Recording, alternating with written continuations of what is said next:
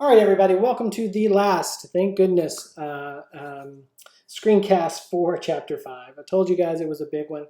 And what I'm going to show you is a little method. I don't think this is in the Ch5 book, but it makes working with these models a lot easier if all I care about is, does this proposal beat the status quo? It makes it a lot faster than drawing all of the indifference curves and finding win sets, all right? And this is pretty much strictly for pairwise majority rule, just to note that. All right. So at times when we're using two-issue dimension models, all we really care about is what wins. We don't need preferred two sets or win sets. We just want to know, does A beat B? All right. If we have single-peaked and symmetric preferences, and we're using pairwise majority rule, this is a very, very common set of conditions in our models, then there's a very easy way to determine whether A or B wins. Got a storm brewing outside, so hopefully power doesn't go off. All right. So we want to use what's called the cut line method. All right. So what is the cut line? The cut line is a line that runs through the issue space.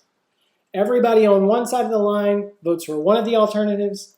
Everybody on the other side of the line votes for the other alternatives. So basically, we're drawing a line that says all you folks are closer to A, all you folks are closer to B. All right.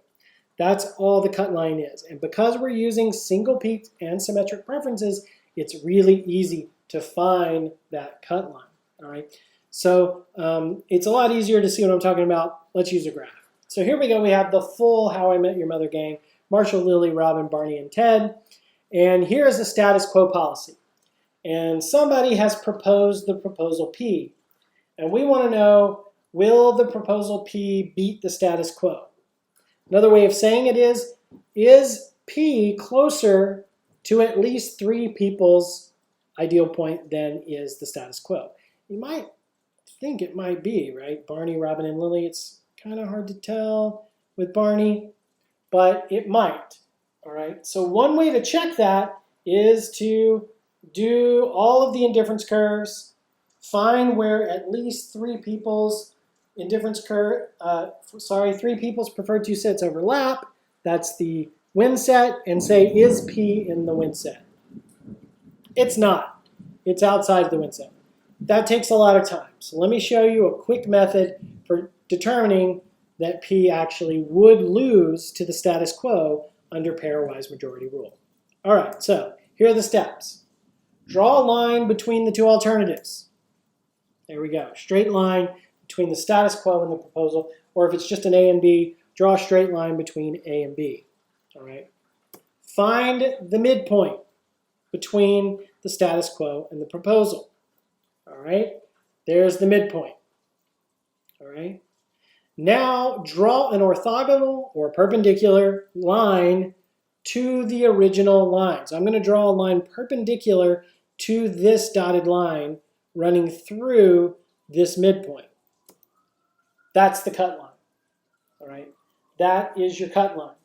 Everybody on this side of the cut line votes for the status quo.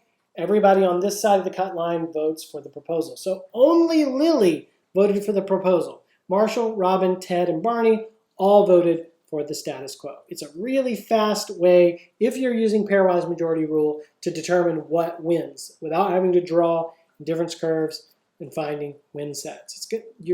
Those of you in the class I'm filming this for have a exercise where you have to use the chaos theorem to move a status quo to one particular person's ideal point. So like if we wanted to move the status quo to Ted's ideal point, we could propose a series of things to get there by the chaos theorem. We know that's true, but it'll be much easier to find that series of points if you're using this sort of method than trying to redraw all those indifference curves and win sets.